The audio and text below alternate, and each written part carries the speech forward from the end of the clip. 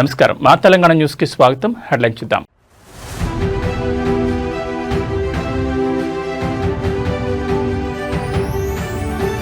గత అసెంబ్లీలో గంజాయిపై యుద్ధం, గంజాయి రవాణాపై ఉక్కుపాదం మోపుతున్న కూటమి ప్రభుత్వం.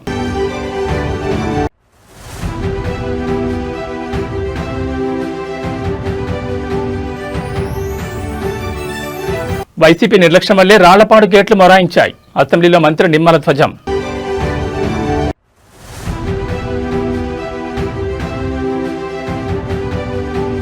నేడు ముంబై, రేపు ఢిల్లీకి సీఎం రేవంత్ రెడ్డి. కాసేపట్లో మున్సిపల్ శాఖపై కీలక సమీక్ష.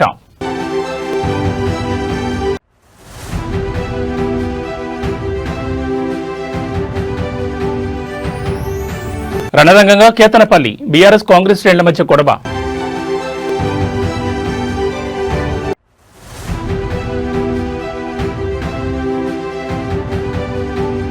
సినీ నటి ప్రత్యూష మృతి కేసులో తీర్పు, సిద్ధార్థరెడ్డి లొంగిపోవాలంటూ సుప్రీంకోర్టు ఆదేశం. ఇక వివరాలు చూస్తే ఏపీ అసెంబ్లీ సమావేశాలు 4వ రోజు ప్రారంభమయ్యాయి. శాసనసభ మొదలైన వెంటనే డిప్యూటీ స్పీకర్ రఘురామకృష్ణరాజు ప్రశ్నోత్తరాలు చేపట్టారు. ఆంధ్ర ఒడిశా సరిహద్దులో గంజాయి నియంత్రణపై పాలకొండ ఎమ్మెల్యే నిమ్మక జయకృష్ణ ప్రశ్న లేవనెత్తారు. హోంమంత్రి వంగలపూడి అంతే సమాధానమిస్తూ ప్రస్తుతం రాష్ట్రంలో గంజాయి నియంత్రణలో ఉందని, కూటమి ప్రభుత్వం రాగానే గంజాయిపై ఉక్కుపాదం మోపినట్టు తెలిపారు. వైసీపీ హయాంలో రాష్ట్రం గంజాయి కేంద్రంగా మారిందని విమర్శించారు. గత ప్రభుత్వంలో నియంత్రణ లేకుండా పోయిందని హోంమంత్రి ఆరోపించారు.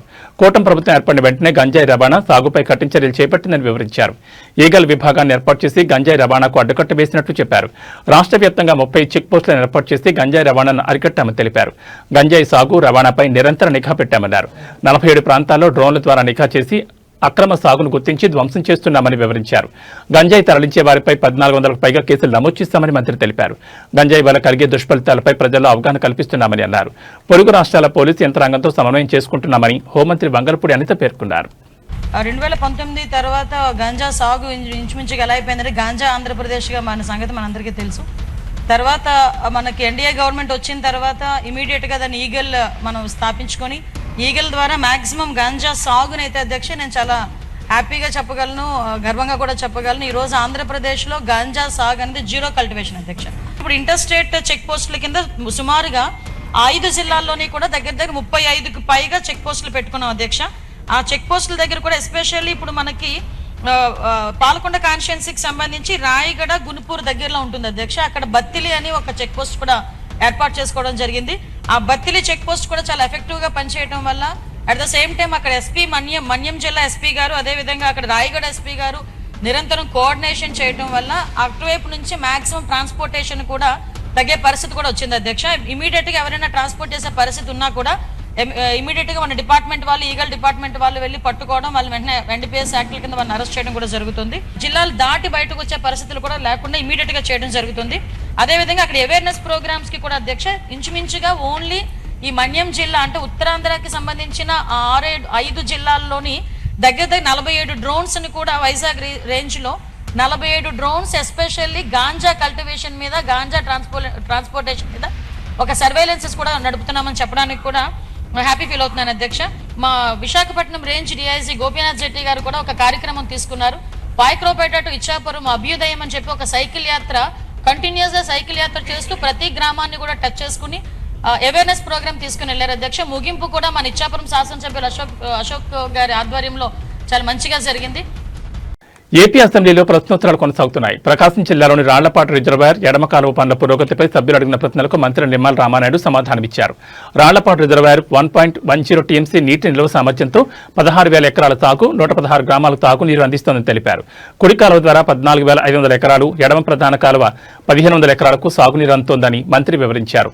నాడు టీడీపీ ప్రభుత్వం రాళ్లపాడు ఎడమ ప్రధాన కాలువ విస్తరణకు 36.50 కోట్ల నిధులు కేటాయించి పనులు చేపట్టినట్లు తెలిపారు. అయితే గత వైసీపీ ప్రభుత్వం పనులను రద్దు చేసి టెండర్లను ఫ్రీ క్లోజర్ చేస్తుందని విమర్శించారు. నాటి వైసీపీ ప్రభుత్వంలో రిజర్వాయర్ గేట్ల మరమ్మతులకు గ్రీజ్ పెట్టడానికి, మెయింటెనెన్స్ పనులకు ₹1 కూడా ఇవ్వలేదని తెలిపారు. గత ప్రభుత్వ నిర్లక్ష్యం కారణంగా 2024 డిసెంబర్లో కుడి కాలువకు నీరు వదిలేందుకు స్టాఫ్ లాక్ గేట్లు ఎత్తేందుకు ప్రయత్నిస్తే గేటు లేవని పరిస్థితి నెలకొందన్నారు. రిజర్వాయర్ నిండుగా ఉన్న సకాలంలో నీరందక రైతులు పంటలు ఎండిపోయే పరిస్థితి వచ్చిందన్నారు. వైజాగ్, పోలవరం నుంచి ట్రబుల్ షూటర్ పరశురామరెడ్డి వంటి నిపుణులను తీసుకొచ్చిన స్టాఫ్ లాక్ గేట్ ఎత్తలేకపోయారని తెలిపారు. వెంటనే జిల్లా కలెక్టర్ ప్రాజెక్టు అధికారులతో మాట్లాడి మోటార్లు ఏర్పాటు చేసి రైతులకు సాగునీరు అందించామని మంత్రి వెల్లడించారు. ఏదైతే రాళ్లపాడు రిజర్వాయర్ ప్రాజెక్టు మరి 16,000 ఎకరాల సాగునీరుకి 116 గ్రామాల త్రాగునీరుకి 1.10 టీఎంసీల సామర్థ్యంతో నిర్మాణం చేసినటువంటి రిజర్వాయర్ అధ్యక్ష. అయితే ఈ రిజర్వాయర్కి సంబంధించి గౌరవ సభ్యులు చెప్పినట్టుగా మరి కుడి కాలువ నుంచి 14,500 ఎకరాలు, అదేవిధంగా ఎడమ కాలువకు సంబంధించి 1,500 ఎకరాలు మరి యొక్క సాగునీరు అందిస్తున్నటువంటి కార్యక్రమంలో భాగంగా ఈ యొక్క ఎల్ఎంసి అంటే ఏదైతే ఈ ఎడమ ప్రధాన కాలువ ఏదైతే లెఫ్ట్ మెయిన్ కెనాల్ ఉందో ఈ లెఫ్ట్ మెయిన్ కెనాల్కు సంబంధించినటువంటి పనులు అసంపూర్తిగా నిలిచిపోయినటువంటి స్థితిలో గతంలో తెలుగుదేశం ప్రభుత్వం అధికారంలో ఉన్నప్పుడు 2018లో 36.50 కోట్ల రూపాయలు ఆ రోజు నిధులు మంజూరు చేయడం జరిగింది అధ్యక్ష. అయితే దురదృష్టవశాత్తు తర్వాత ప్రభుత్వం మారిన తర్వాత 2019లో మరి యొక్క వైఎస్ఆర్సీపీ ప్రభుత్వంలో ఈ పనుల్ని రద్దు చేసినటువంటి పరిస్థితి అధ్యక్ష. మరి ఏదైతే గౌరవ సభ్యులు ఈ యొక్క రాళ్లపాడుకు సంబంధించినటువంటి ఈ యొక్క లెఫ్ట్ మెయిన్ కెనాల్కు సంబంధించినటువంటి పనులు అత్యవసరమైనటువంటి మరి స్థితిలో మరి వాటిని కూడా మళ్ళీ ఎస్టిమేషన్లు మళ్ళీ రీఎస్టిమేషన్ చేసి ఆ వర్క్లను కూడా పరిశీలించగలమని చెప్పి ఏదైతే గౌరవ సభ్యులు కూడా ఈ సందర్భంగా తెలియజేసుకుంటున్నాం అధ్యక్ష. అదేవిధంగా రెండవది ఏదైతే ఈ యొక్క రాళ్లపాడు ప్రాజెక్టు మరామతులకు సంబంధించి ఈ యొక్క ఎస్డిఎంఎఫ్ 17 పనులు 37.70 లక్షలు, అదేవిధంగా ఓఎండ్ఎం 11 పనులు 75.02 లక్షలు, ఎఫ్డిఆర్ 20 పనులు మరి 106.21 లక్షల రూపాయలు, ఇతర ముఖ్యమైనటువంటి పనులు 35.50 లక్షల రూపాయలు. అంటే ఈ రకంగా రాళ్లపాడు ప్రాజెక్టు మరామతుల నిమిత్తం ఈ 20 నెలల్లో ఏపీ శాసనమండలి సమావేశాలు 2 రోజుల విరామం తర్వాత నేటి ఉదయం 11 గంటల పునఃప్రారంభమయ్యాయి. సభ ప్రారంభం కాగానే వైసీపీ నేతలు తిరుమల కల్తీ నెయ్యి అంశంపై చర్చించాలని పట్టుబట్టారు. దీంతో సభలో గందరగోళం నెలకొంది. కల్తీ నెయ్యిపై చర్చించాల్సిందేనంటూ నినాదాలు చేస్తూ వైసీపీ సభ్యులు ఆందోళన దిగారు. హెరిటేజ్ ఇందాపూర్ డైరీల నెయ్యి సరఫరాపై వైసీపీ వాయిదా తీర్మానం ఇవ్వగా చైర్మన్ దాన్ని తిరస్కరించారు. దీంతో వైసీపీ సభ్యులంతా ప్లకార్డులతో ఆయన పోడియం చుట్టుముట్టారు. ఆందోళన నేపథ్యంలో చైర్మన్ శాసనమండలిని వాయిదా వేశారు. హౌస్ ఆర్డర్లో పెట్టాలి సార్, అది హౌస్ ఆర్డర్లో పెట్టండి సార్. చైర్మన్ సార్, హౌస్ ఆర్డర్లో పెట్టండి సార్, హౌస్ ఆర్డర్లో పెట్టండి. టాపిక్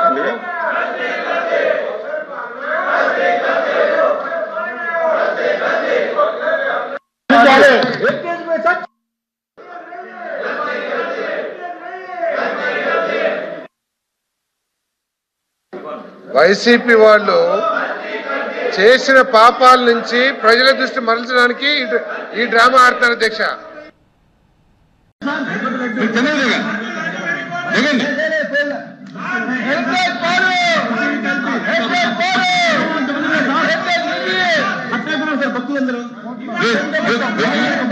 మీరు దిగితే ఎల్ఓపి గారు మాట్లాడతారు, మీరు అలా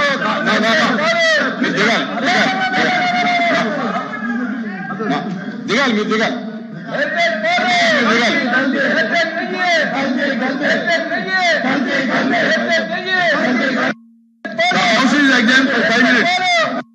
సీఎం రేవంత్ రెడ్డి మరోసారి బిజీ షెడ్యూల్తో పర్యటన చేపట్టనున్నారు. సచివాలయంలో కీలక సమీక్ష ముగిసిన అనంతరం ఆయన ముంబై, ఢిల్లీ పర్యటనకు వెళ్లనున్నారు. ఇవాళ సెక్రటరియట్లో సీఎం మున్సిపల్ శాఖపై ఉన్నత స్థాయి సమీక్ష నిర్వహించనున్నారు. ఇటీవల ముగిసిన మున్సిపల్ ఎన్నికల ఫలితాల నేపథ్యంలో పట్టణాభివృద్ధి, మౌలిక సదుపాయాల కల్పన, పెండింగ్లో ఉన్న ప్రాజెక్టు పురోగతిపై ఆయన అధికారులతో చర్చించనున్నారు. ముఖ్యంగా హైదరాబాద్ నగరాభివృద్ధికి సంబంధించి కీలక నిర్ణయాలు తీసుకునే అవకాశం ఉంది. సచివాలయంలో సమీక్ష ముగిసిన తర్వాత అనంతరం రేవంత్ రెడ్డి రాత్రి శంషాబాద్ అంతర్జాతీయ విమానాశ్రయం నుంచి ముంబైకు బయలుదేరతారు. రాత్రికి ఆయన ముంబైలోనే బస చేస్తారు. రేపు ముంబైలో జరగనున్న ప్రతిష్టాత్మక క్లైమేట్ వీక్ కార్యక్రమంలో ముఖ్యమంత్రి పాల్గొనున్నారు. పర్యావరణ పరిరక్షణ, గ్రీన్ ఎనర్జీ, సుస్థిర అభివృద్ధిపై ఈ సదస్సులో ఆయన ప్రసంగించనున్నారు. ఆ కార్యక్రమం ముగిసిన వెంటనే రేపు సాయంత్రం ముంబై నుంచి నేరుగా దేశ రాజధాని ఢిల్లీకి చేరుకుంటారు. ఎల్లుండి కేంద్ర ప్రభుత్వం నిర్వహించే ఓ అధికారిక కార్యక్రమంలో సీఎం రేవంత్ పాల్గొంటారు. ఈ సందర్భంగా రాష్ట్రానికి సంబంధించిన పెండింగ్ నిధులు, విభజన హామీలు, అభివృద్ధి ప్రాజెక్టుల విషయంలో కేంద్ర మంత్రులతో భేటీ అయ్యే అవకాశం ఉంది.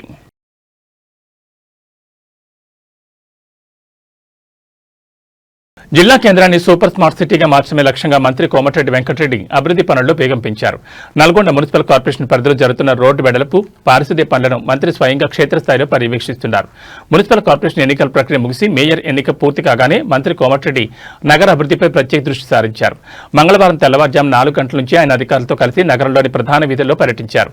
ముఖ్యంగా అత్యంత రద్దీగా ఉండే ప్రకాశం బజార్ ప్రాంతంలో ట్రాఫిక్ సమస్యలకు శాశ్వత పరిష్కారం చూపే దిశగా పనులను ముమ్మరం చేశారు. నగరంలో ప్రధాన వ్యాపార కూడలి అయిన ప్రకాశం ప్రకాశం బజార్లో రోడ్లు ఇరుగ్గా ఉండడంతో నిత్యం ప్రమాదాలు జరుగుతున్నాయని గుర్తించిన మంత్రి సాహసోపేత నిర్ణయాలు తీసుకున్నారు. జేసీబీలతో ఆక్రమణలు తొలగించి రోడ్లను వెడల్పు చేసే పనులను దగ్గరుండి పర్యవేక్షించారు. రద్దీని దృష్టిలో ఉంచుకుని డివైడర్లను తొలగించాలని, తక్షణమే సీసీ రోడ్డు నిర్మాణం చేపట్టాలని ఆదేశించారు. ఇకపై విద్యుత్ తీగల ఇబ్బంది లేకుండా భూగర్భ విద్యుత్ వ్యవస్థను ఏర్పాటు చేయాలని అధికారులకు సూచించారు. రోడ్డు వెడల్పు వల్ల పూలు, పండ్ల వ్యాపారులు ఉపాధి కోల్పోకుండా మంత్రి మానవీయ కోణంలో నిర్ణయం తీసుకున్నారు. వ్యాపారులందరికీ ప్రత్యామ్నాయం చూపిస్తామని అన్నారు. పాత కలెక్టరేట్ కార్యాలయం స్థలంలో తక్షణమే సీసీ ఫ్లోరింగ్ పూర్తి చేసి వారికి కేటాయించాలని అధికారులను ఆదేశించారు.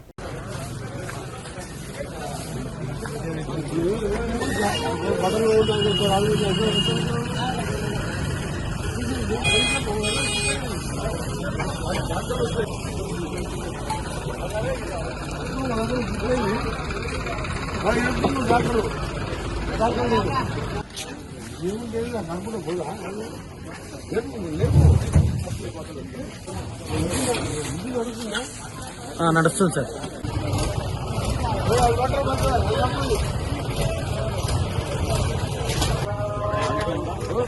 సార్ సార్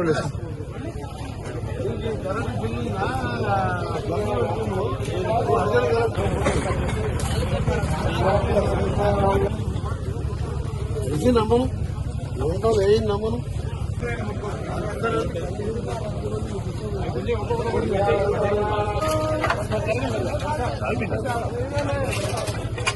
మీరు రారు తీస్తారు.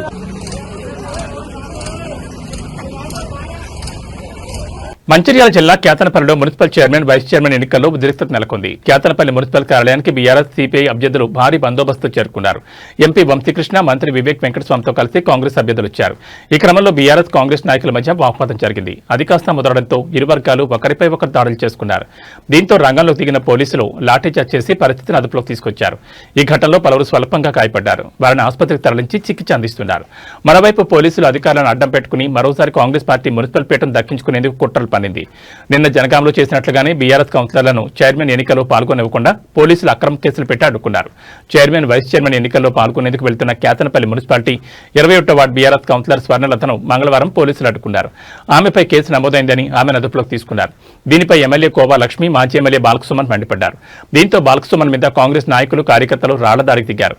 కాంగ్రెస్ దాడిపై బీఆర్ఎస్ నాయకులు ప్రతిఘటించారు. ఈ క్రమంలో రంగంలో దిగిన పోలీసులు లాఠీచార్జ్ చేసి పరిస్థితిని అదుపులోకి తీసుకొచ్చారు. ఈ ఘటనలో పలువురు స్వల్పంగా గాయపడ్డారు. వారిని ఆసుపత్రికి తరలించి చికిత్స అందిస్తున్నారు. ఇది ప్రజాస్వామ్యమా? ఇదేనా ప్రజాస్వామ్యం?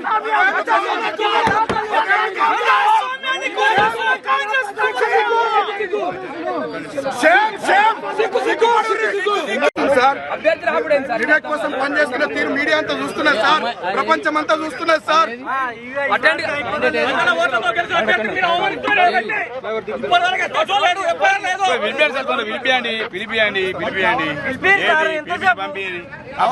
కానీ నడవండి మంచిది ఏసీపీ సాబ్, అన్ని జనం చూస్తున్నారు, ప్రజలు చూస్తున్నారు.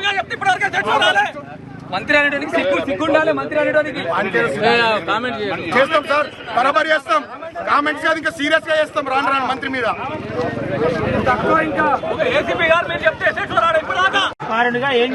వాళ్ళకి చెప్పేది ఏముంది, పోలీసులు అంతా కాంగ్రెస్ పార్టీ ఏజెంట్లు, ఇక్కడ ఉండే ఎస్ఐ శ్రీధర్ తో సహా, ఏసీపీలు, తర్వాత సిఐలు. సరే మా టైం కాదు ఇప్పుడు, కాంగ్రెస్ టైం, మా టైం వస్తుంది. నా ఏజ్ 42, ఇంకా 30-35 ఏళ్ళు ఈ ఏరియాలో రాజకీయాలు చేస్తే ప్రజా జీవితంలో ఉంటా. మా టైం వస్తుంది, చూసుకుందాం. జై తెలంగాణ. కాంగ్రెస్ పార్టీకి ఊడిగం చేస్తుంది మంత్రి వివేక్, ఊడిగం చేస్తుంది. షేమ్. నేను 10 ఏళ్ళు గవర్నమెంట్ నడిపిన, 5 ఏళ్ళు ఎంపీ, 5 ఏళ్ళు ఎమ్మెల్యే, గవర్నమెంట్ విప్పు. నేను ఇట్లా చేయాలి, ఇట్లా వాడాలి. మీ పోలీసులను మిస్టర్ రాజ్ కుమార్, వెంకటేశ్వర్ గారు, రాజశేఖర్, నేను అందరినీ చూస్తున్నాను. నేను పోలీసు వాళ్ళను మళ్ళా 2 ఏళ్ళకి గవర్నమెంట్ వస్తుంది, మళ్ళా వస్తుంది గవర్నమెంట్, గుర్తుపెట్టుకోండి. మళ్ళా గవర్నమెంట్ వస్తుంది. వీడు వివేక్ అంటే శాశ్వతం కాదు. వివేక్ అంటే శాశ్వతం కాదు సార్. వివేక్ అంటే నేను కూడా పర్సనల్ గా నేను రెస్పెక్ట్ ఇస్తా. మంత్రిగా ఆయన చేస్తున్న రచకం కరెక్ట్ కాదు. చెన్నూరులో 11 వచ్చినాయి కాంగ్రెస్ కు, నేను డిస్టర్బ్ చేస్తున్నాను 18లో. ఇక్కడ 22లో మాకు 14 వచ్చినాయి. Why is disturbing? డెమోక్రసీ ఉన్నట్ట సచ్చినట్ట? మీరు కూడా ఇంతకుముందు మా గవర్నమెంట్ డ్యూటీలు చేసిరుగా పోలీసు వాళ్ళు. ఇంత దుర్మార్గమైన పోలీసు వాళ్ళు మీరు కూడా మరి కాంగ్రెస్ బట్టలు వేసుకున్నారు. కొంచెం సరే మీకు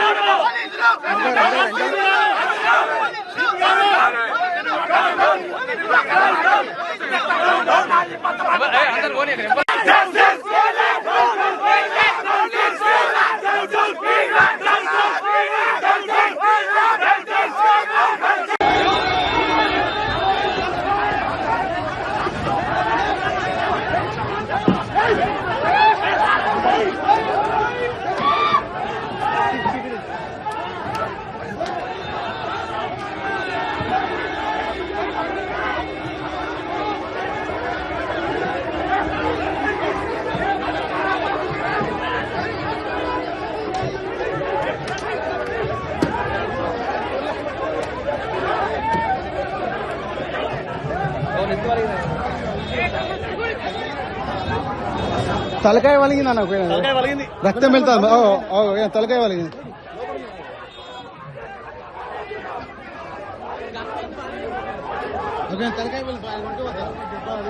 మహబూబాబాద్ జిల్లా తొర్రూరు మున్సిపాలిటీలో చైర్మన్ ఎన్నిక వేళ రాజకీయం వేడెక్కింది. వరంగల్ జిల్లా పర్వతగిరి నుండి బీఆర్ఎస్ కౌన్సిలర్లతో బయలుదేరిన బస్సును పోలీసులు అడుగడుగున అడ్డుకోవడంతో తీవ్ర ఉద్రిక్తత నెలకొంది. అన్నారం వద్ద బస్సును నిలిపేసిన పోలీసులు మాజీ మంత్రుడు ఎర్రబెల్లి దయాకర్రావు, పెద్ది సుదర్శన్ రెడ్డి, మాజీ ఎంపీ ఆరూరు రమేష్లను బలవంతంగా కిందకు దించే ప్రయత్నం చేశారు. దీనిపై బీఆర్ఎస్ నాయకులు తీవ్రస్థాయిలో ధ్వజమెత్తారు. కాంగ్రెస్ ఎమ్మెల్యేలు కేఆర్ నాగరాజు, నాయన్ రాజేందర్ రెడ్లను తొర్రూరుకు వెళ్లనిచ్చి మమ్మల్ని ఎందుకు అడ్డుకుంటున్నారు అని పోలీసులు నిలదీశారు. ఈ క్రమంలో పోలీసులు బీఆర్ఎస్ కార్యకర్తల మధ్య తోపులాట జరిగింది. చివరికి ఉద్రిక్త పరిస్థితుల నడుమ ఎర్రబెల్లి దయాకర్రావు స్వయంగా పోలీసుల వలయాన్ని దాటుకుంటూ బస్సును తొర్రూరు మున్సిపల్ కార్యాలయం వైపు తరలించారు.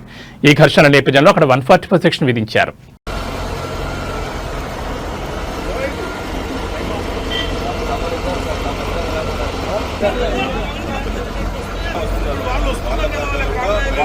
వాళ్ళని కూడా ఆపేరు సార్, ఆపేసారు సార్.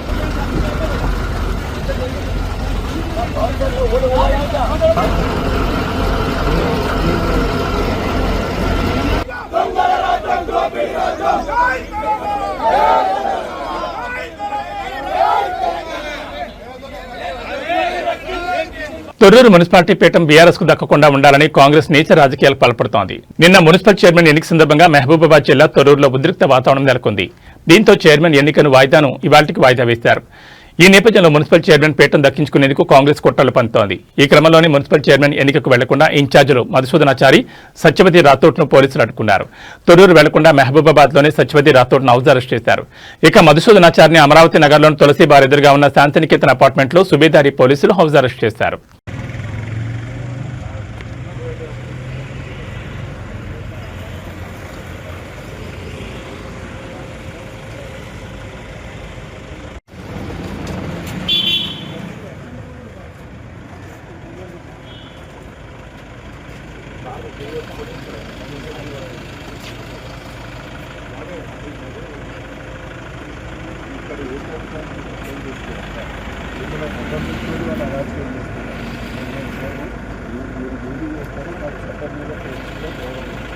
కానీ నాకు మెజార్టీ ఉన్న చోట వాళ్ళు అరాచకం చేసుకుంటా ఏం పోకుండా మీరు ఆపి నేను మీరు సపోర్ట్ చేసుకున్నట్టు నేను అంటే ముందస్తుగా ఏంటంటే ఈ గొడవలు జరుగుతున్న గొడవలు పోతలేం కదా పోతాను కాదు అక్కడ మీరు పోతే శాంతి భద్రతలకు కాకుండా అవకాశాలు ఎట్టి పరిస్థితులలో మీరు వచ్చి నన్ను అరెస్ట్ చేస్తున్నారు. నేను శాంతి భద్రతలకు వివాదం అందించాలని నేను చూస్తే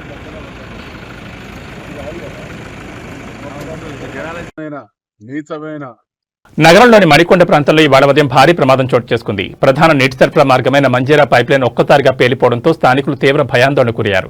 పైప్లైన్ పేలిన ధాటికి నీరు భారీ ఎత్తున ఎగిసిపడి నీరు వరదల రోడ్లపై చేరి సమీపంలోని ఇళ్లలోకి చేరాయి.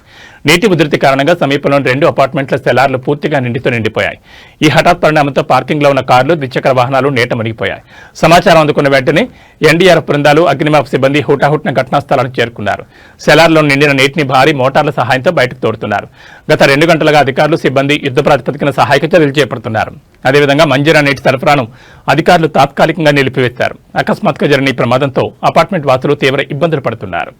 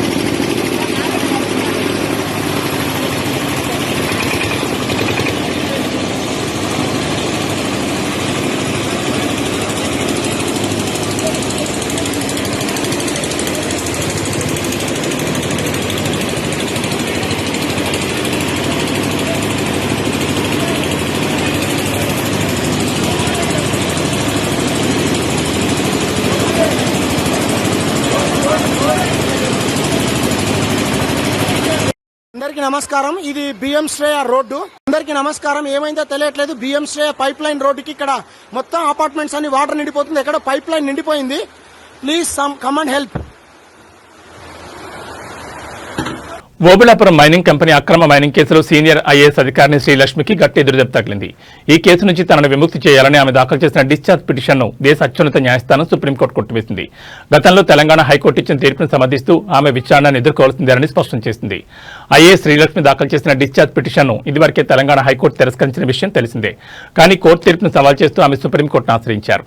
ఈ మేరకు ఆమె డిశ్చార్జ్ పిటిషన్పై విచారణ చేపట్టిన కోర్టు తెలంగాణ హైకోర్టు ఇచ్చిన ఆదేశాల్లో జోక్యం చేసుకోవడానికి ధర్మాసనం నిరాకరించింది. సిబిఐ సమర్పించిన ఆధారాలు ప్రాథమికంగా బలమైనవిగా ఉన్నాయని న్యాయస్థానం అభిప్రాయపడింది. గాలి జనార్దన్ రెడ్డికి చెందిన ఓఎంసీకి మైనింగ్ లీజులు కట్టబెట్టే క్రమంలో శ్రీలక్ష్మి అనేక అక్రమాలకు పాల్పడ్డారని సిబిఐ తన ఛార్జ్షీట్లో స్పష్టంగా పేర్కొంది. ప్రభుత్వ నిబంధనల ప్రకారం గనులను సొంత పరిశ్రమల అవసరాలకు మాత్రమే కేటాయించాలని, కానీ శ్రీలక్ష్మి తన అధికార పరిధిని మించి ప్రభుత్వ ఉత్తర్వుల నుండి క్యాప్ 2 అనే పదాన్ని తొలగించారని ఆరోపించారు. దీంతో నిందితులు ఖనిజాన్ని బహిరంగ మార్కెట్లో అమ్ముకుని భారీగా లాభ పట్టానికి దారులు తీశారని సిబిఐ తరపు న్యాయవాది వాదనలు వినిపించారు. శ్రీలక్ష్మి పదవిలో ఉన్న కాలంలోనే ఆమె మరిది పేరుతో భారీగా అక్రమాస్తులు కూడబెట్టారని, ఇవన్నీ మైనింగ్ కేటాయింపులకు ప్రతిఫలంగా వచ్చినవేనని సిబిఐ కోర్టు దృష్టికి తీసుకెళ్లింది. సుప్రీంకోర్టు తాజా నిర్ణయంతో శ్రీలక్ష్మిపై సిబిఐ కోర్టులో విచారణ ముమ్మరం కానుంది. ఇప్పటికే ఈ కేసులో ప్రధాన నిందితుడు గాలి జనార్దన్ రెడ్డి సహా పలువురికి జైలు శిక్షలు ఖరారైన నేపథ్యంలో ప్రస్తుతం సీనియర్ ఐఏఎస్ శ్రీలక్ష్మి కూడా ఉచ్చు బిగిస్తోంది.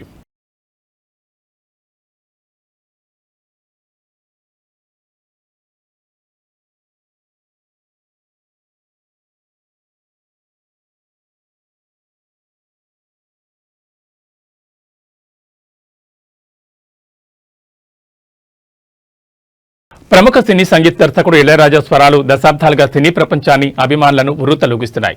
ఆయన సొంత పాటలపై హక్కుల కోసం జరుగుతున్న చట్టపరమైన పోరు ఇప్పుడు కీలక మలుపు తీసుకుంది. ఢిల్లీ హైకోర్టు తాజాగా ఇచ్చిన మధ్యంతర ఉత్తర్వులు ఇళయరాజాకు ప్రతికూలంగా మారాయి.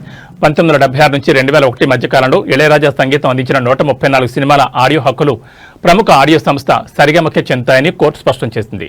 నాటి చిత్ర నిర్మాతలు ఈ హక్కులను శాశ్వతంగా సరిగమకు అమ్మేశారని, కాపీరైట్ చట్టం ప్రకారం ఇళయరాజాకు యాజమాన్య హక్కులు లేవని జస్టిస్ తుషార్రావు గెడేలా తీర్పునిచ్చారు. ఈ వివాదం ఎప్ ఇనియా, పొన్ నిలవే వంటి ఆల్ టైమ్ హిట్ సాంగ్తో మొదలైంది. డిజిటల్ ప్లాట్ఫామ్లకు ఇళయరాజా అనుమతులు ఇవ్వగా సరిగమ సవాల్ చేసింది. నిర్మాత వద్ద వేతనం తీసుకుని కంపోజ్ చేసిన పాటలపై హక్కులు నిర్మాతకే చెందుతాయి. ఈ క్రమంలో ఆ హక్కులు సరిగమకు బదిలీ అయ్యాయని కోర్టు స్పష్టం చేసింది. అయితే ఈ తీర్పుపై అప్పీల్ చేసే అవకాశాన్ని ఇళయరాజాకు కోర్టు కల్పించింది.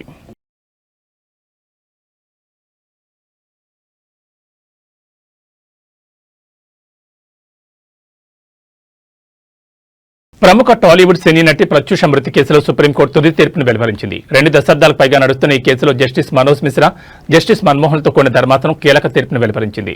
సిద్ధార్థరెడ్డి పిటిషన్ కొట్టివేస్తూ 4 వారాల్లో లొంగిపోవాలని సుప్రీంకోర్టు ధర్మాసనం ఆదేశాలు జారీ చేసింది.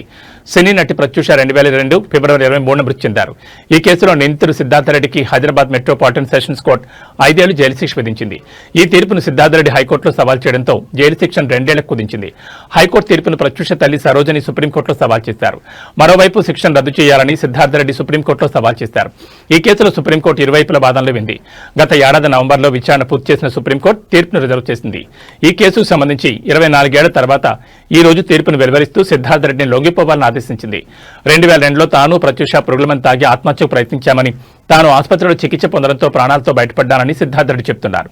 తన కూతురు ఆత్మహత్యకు సిద్ధార్థరెడ్డి కారణమని సరోజిని ఆరోపించారు.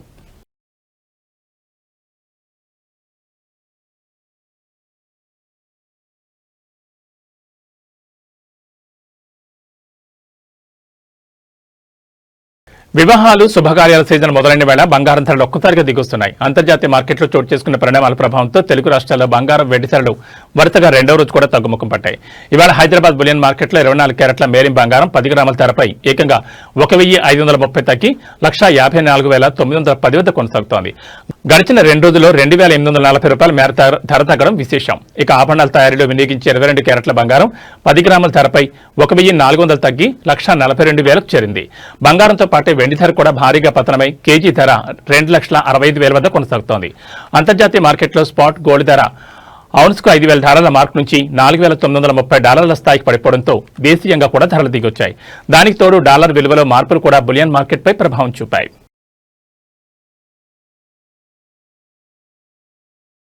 ఇక బులెటిన్ ముగించే ముందు హెడ్లైన్స్ మరోసారి.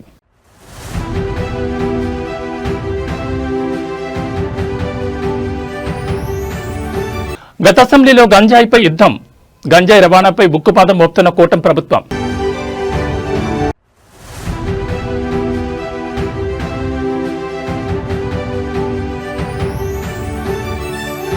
వైసీపీ నిర్లక్ష్యం వల్లే రాళ్లపాడు గేట్లు మొరాయించాయి, అసెంబ్లీలో మంత్రి నిమ్మల ధ్వజం.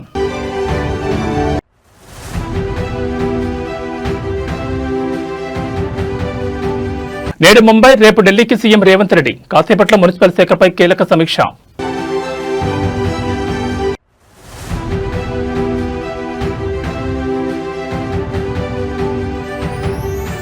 రణరంగంగా కేతనపల్లి, బీఆర్ఎస్ కాంగ్రెస్ శ్రేణుల మధ్య గొడవ.